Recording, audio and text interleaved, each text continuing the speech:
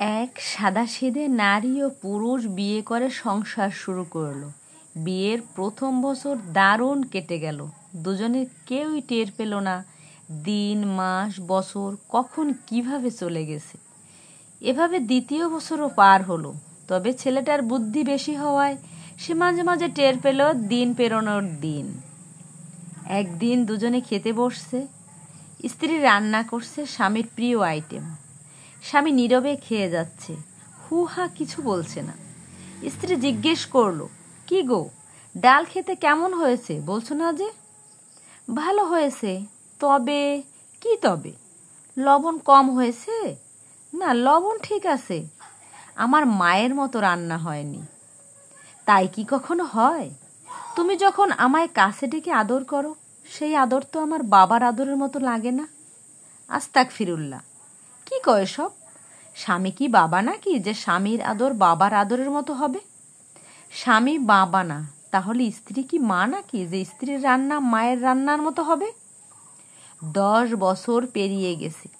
স্বামী স্ত্রী দুজনেই টের পেয়েছে কত দিনে কত মাসে 10 বছর পেরিয়েছে। খাওয়ার টেবিলে কেউ আর আগের মতো রান্নার স্বাদ গুণ বিচার করে না। একদিন খেতে বসে স্বামী মুখ খুলল, দিনা ভাবির চিকেন কোরমাটা কিন্তু দারুণ হয় খেতে। তুমি একদিন দিনা ভাবির কাছ থেকে জেনে নিও চিকেন কোরমার রেসিপি। তা জেনে নেব, কিন্তু ভাই তো বলল অন্য কথা। সেদিন আমি হেঁটে ফিরছিলাম, দেখি ভাই উদার দৃষ্টি মেলে আকাশের দিকে তাকিয়ে আছে। পাশ দিয়ে যাওয়ার সময় আমি হ্যালো দিতেই ভাই এমনভাবে চমকানোর ভঙ্গি করলো যে আমার বুঝতে বাকি রইল না উনি আমার ডাক শোনার জন্যই আকাশের দিকে তাকিয়ে ভাব নিচ্ছিলেন।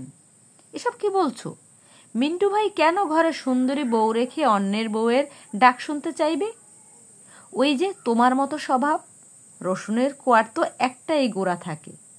দিনা ভাবি আমার সামনে দাঁড়িয়ে থেকে চিকেন কোরমা রান্না শিখলো আমার কাছ থেকে।